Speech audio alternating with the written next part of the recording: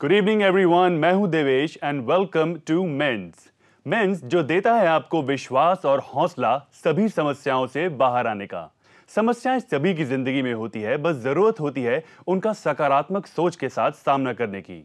Mains में आज हम बात करेंगे पुरुषों में बड़े पैमाने पर पाई जाने वाली एक समस्या एस्थमा के बारे में। पुरुष ज्यादातर बाहर काम करते हैं और ऐसे में एलर्जीज डेवलप हो जाना एक आम बात है, जिसमें से सांस लेने में तकलीफ एक बहुत ही बड़ी समस्या पाई जाती है। डॉक्टर आरिस डवास, welcome to men's. Thank you. पुरुषों में एस्थमा के डेवलप होने के क्या कारण होते हैं? पुरुषों में एस्थमा के डेवलप होने के कई कारण होते हैं। जैसे वो घर से बाहर रहते हैं तो ये जो मौसम चेंज होता है तो पोलन ग्रेन्स होते हैं फूलों के ऊपर, उनसे एलर्जी हो जाती है।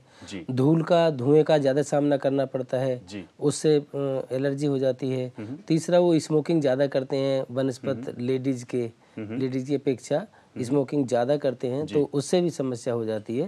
तो जो इतनी समस्याएं होती हैं, उसके अलावा एक टेंशन, जो तनाव लिए घूमते हैं वो भी एक एस्थमा का कारण है। तो जो अपने ऊपर ध्यान नहीं दे पाते और इन समस्याओं से जूझते हैं वो एस्थमा के शिकार हो जाते हैं। किन स्टेजेस में हमें पता लगता है कि हम एस्थमा के शिकार हो गए? देखिए, एस्थमा का शिकार होना, एस्थमा ऐसे तो नहीं होता कि एकदम हो गया है। एलर्जी हुई तो भी एलर्जी होती है तो हमारी वाइटल पावर कम होती है, तब वो एलर्जी हमारे ऊपर पूरा काम करती है और सांस लेने में दिक्कत होने लगती है। तो उसके बाद हम जो तरह तरह के स्टेरॉइड लेते हैं तो या ब्रोंकोडायलेटर लेते हैं, जो मेडिसिन होती हैं जो ब्रोंकोडायलेटर होती हैं और जो एलर्जी दूर करने की होती हैं वो, तो उनको लेने के कारण हमारी जो सांस की नलियां हैं या फेफड़े के एरोल हैं वो टाइट हो जाते हैं, जिनकी वजह से हमें सांस लेने में तकलीफ होती है। जी, एक कॉलर है हमारे साथ, तिरुपति जी। तिरुपति जी, सवाल पूछें। हेलो जी, नमस्कार।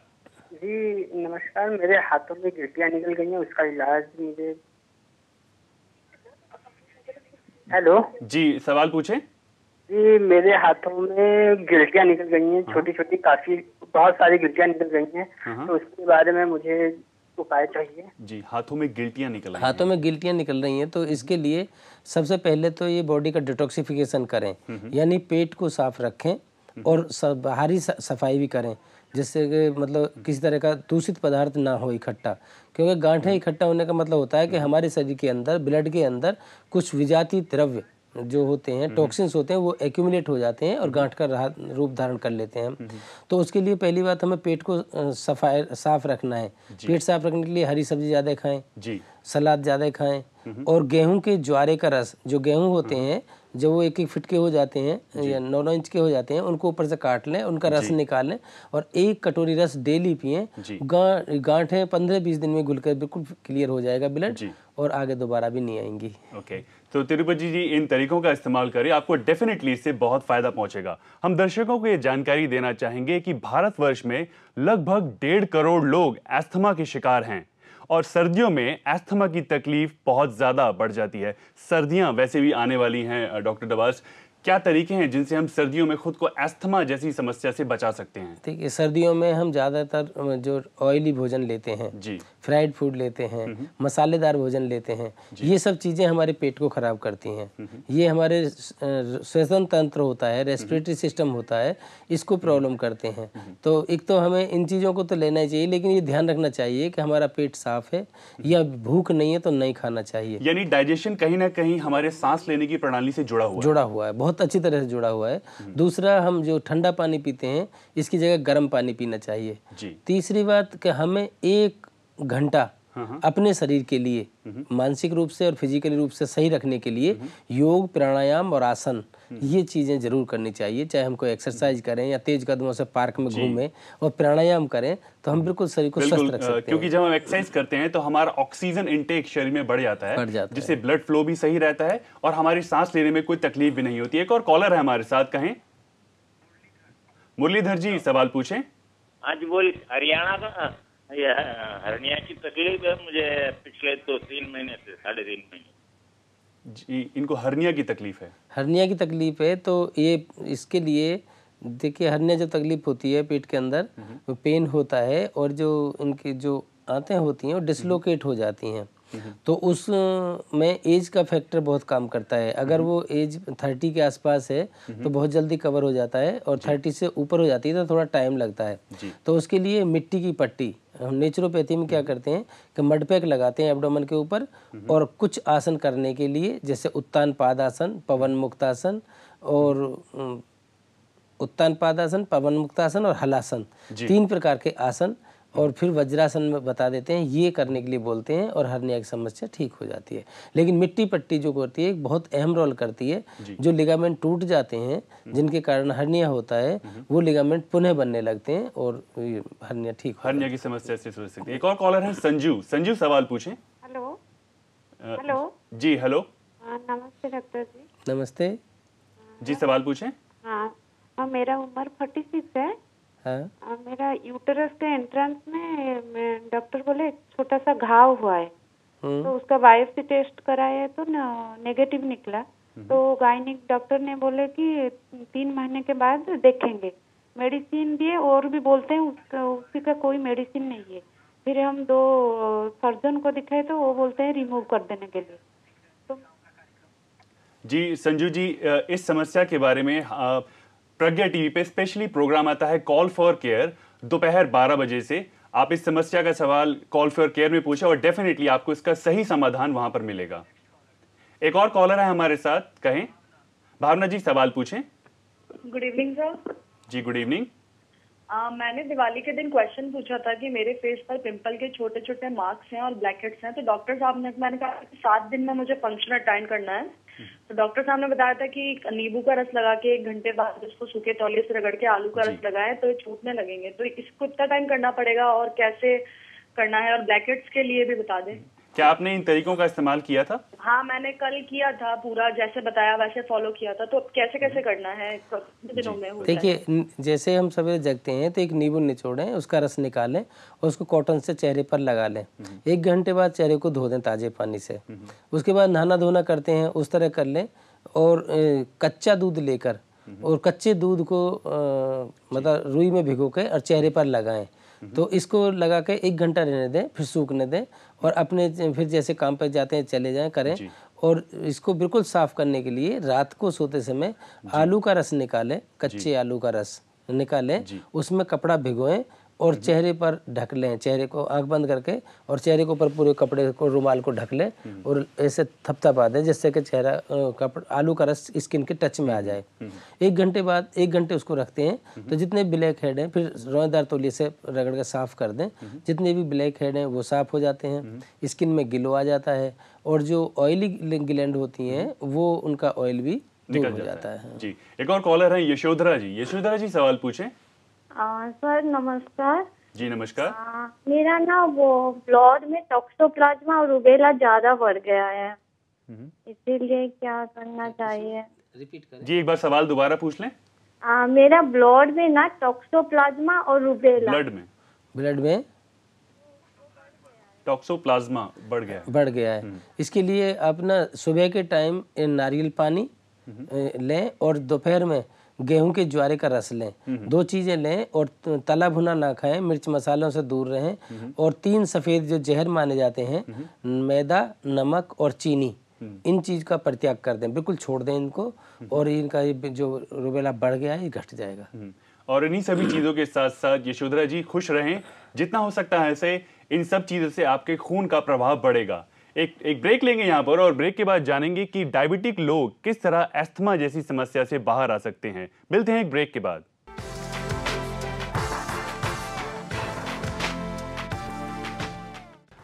स्वागत है आप सभी का दोबारा मेंस में।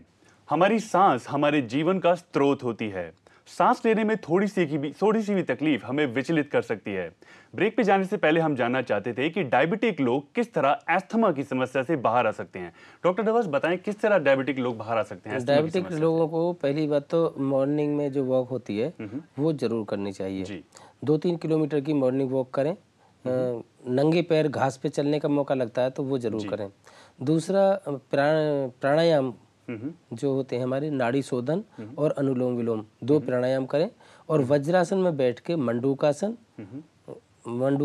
शशांकासन और पर्वतासन और गौमुखासन, इनको करें तो हम डायबिटीज़ के पेशेंट जो बहुत जल्दी छुटकारा पा सकते हैं, अस्थमा जैसी डिजीज से बचे रह सकते हैं। दूसरी बात जो परमानेंट ठीक होने वाली बात है, क्योंकि अस्थमा के पेशेंट ऐसा बोलते हैं ठीक नहीं होते हैं, ये परमानेंट ठीक भी हो सकते हैं। तो उसके लिए प्राकृतिक चिकित्सा में हॉट फुट आर्म बाथ होता है एक ट्रीटमेंट, जिसमें गर्म पानी में पैर रखते हैं और गर्म पानी में ही हाथ रखते हैं और सिर के ऊपर ठंडे पानी का टॉवल रखते हैं और पानी डालते रहते हैं बार बार, और 1 गिलास गर्म पानी पिला के और उसको कंबल से ढक के बैठा देते हैं स्टूल पर, और इससे अस्थमा की समस्या खत्म भी हो सकती है, बिल्कुल ठीक हो जाती है।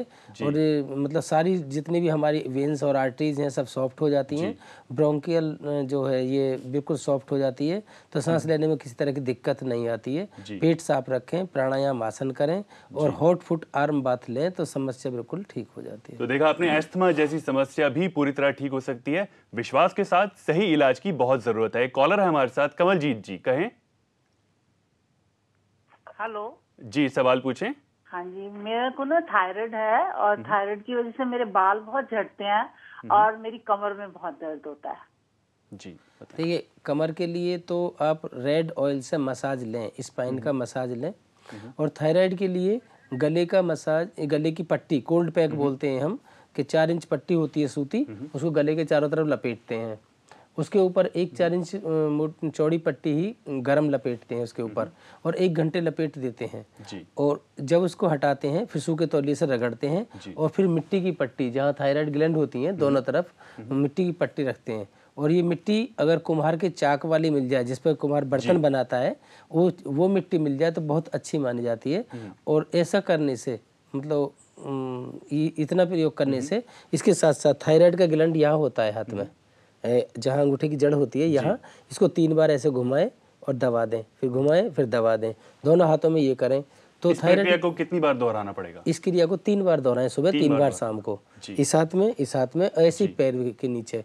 तो ये चारों जगह पॉइंट दें, एक्यूप्रेशर पॉइंट दें, मिट्टी की पट्टी लगाएं, कोल्ड पैक करें, पेट साफ रखें, बिल्कुल ठीक हो जाएगी। थायराइड की प्रॉब्लम नहीं रहेगी। और थायराइड की प्रॉब्लम के कारण जो इनको सिम्टम आ रहे हैं, डिसऑर्डर हो रहे हैं, वो भी ठीक हो सकते हैं। गोवर्धन जी जुड़ गए हैं हमारे साथ। गोवर्धन जी, सवाल पूछें। नमस्कार जी। नमस्कार। मेरी वाइफ को 3-4 साल से खांसी है। जी। हेलो। तो उसका क्या इलाज करें? कितना उम्र है इनका? 3-4 दिन से खांसी है। उम्र कितना है? 50 साल है। 50 साल। 3-4 दिन से, 3-4 साल से है? हाँ, तो 3-4 साल से है और सब तरह की दवा की है। हाँ जी, 3-4 साल से खांसी है। वो सब तरह की दवाई कर चुकी हैं और आपको लगता है अस्थमा है, एक्सरे वगैरह का आया, कुछ नहीं आया है, तो पहली बात तो उनका पेट साफ रखें। पेट साफ रखने के लिए उनको पत्ता गोभी, गाजर और सलजम तीनों बराबर मात्रा में लें और गर्म पानी से धो लें, फिर इसका रस निकालें, आधा कप रस सुबह, आधा कप शाम को दें। इससे इनका पेट साफ रहेगा और पूरी बॉडी की सफाई हो जाएगी अंदर से। दूसरा एक प्रयोग है, जैसे देसी प्रयोग है बिल्कुल, उसके लिए इनको 20 ग्राम आँख की कोपल होती हैं, जो फूल बनता है उससे पहले जो कली बनती है, 20 ग्राम वो लें, 10 ग्राम सेंधा नमक लें और 10 ग्राम पीपल लें। इन सबको बारीक पीस लें और जो इतनी काली मिर्च होती है इतनी बड़ी बड़ी गोली बना लें। तो इन गोली को 1 गोली सुबह 1 शाम को गर्म पानी के साथ लें। चाहे इनको 40 साल नहीं 14 साल पुराना भी अस्थमा होगा या खांसी होगी, वो मात्र 15-20 दिन में बिल्कुल ठीक हो जाएगी। बिल्कुल। तो गोवर्धन जी, विश्वास बनाए रखें, इस इलाज का सही तरह से इस्तेमाल करें और डेफिनेटली ये समस्या दूर हो जाएगी। दर्शकों को ये और जानकारी देना चाहेंगे कि पॉल्यूशन और स्मोकिंग बहुत बड़े कारण हैं अस्थमा के पैदा होने के लिए। और देखा यह जाता है कि खाने के साथ अगर आप तरल पदार्थ लेते हैं तो ये भी कहीं ना कहीं अस्थमा से जुड़ा हुआ है। पॉल्यूशन वैसे ही बहुत होता है, ज़रूरी नहीं है कि स्मोकिंग भी करें, क्योंकि स्मोकिंग अस्थमा को बहुत ज़्यादा बढ़ावा देती है और ये कहीं ना कहीं कैंसर का भी रूप ले सकती है। और खाना खाने के साथ तरल पदार्थ, जैसे कुछ लोग ड्रिंक्स लेना, हार्ड ड्रिंक्स लेना, अल्कोहल लेना पसंद करते हैं, इसको जितना हो सकता है अवॉइड करें। ये शरीर के लिए बहुत ही ज़्यादा हानिकारक होती हैं। मोटापा जिन लोगों में पाया जाता है, ओबेसिटी होती है, उन लोगों में भी अस्थमा की समस्या बहुत ज्यादा पाई जाती है। ऐसा क्यों होता है? जिनमें मोटापा होता है उनके अंदर फैट तो होता ही है, तो कोलेस्ट्रॉल होता है, तो जितनी भी धमनियां होती हैं, आर्टरीज होती हैं, उनमें पैसेज कम होता है ब्लड के फ्लो होने का, पहली बात। दूसरी बात, उनका एब्डोमेन का साइज बड़ा होता है, तो जितना पेट बड़ा होता है तो ऊपर हार्ट और लंग्स दोनों पर प्रेशर पड़ता है, जिससे वो पूरी तरह ना खुल पाते हैं और ना ही सांस ले पाते हैं। तो इनको अस्थमा होने की इस वजह से ज़्यादा चांस रहते हैं, क्योंकि प्रेशर में रहते हैं। ऐसे लोगों को अपने पेट का साइज घटाना चाहिए और कोलेस्ट्रॉल को कम करना चाहिए, तो तभी वो अस्थमा से छुटकारा पा सकते हैं। जी, और साथ ही साथ जितना हो सके ऑयली फूड अवॉइड करें। एक ब्रेक लेंगे यहाँ पर और ब्रेक के बाद और बात करेंगे अस्थमा के बारे में। बने रहिए हमारे साथ।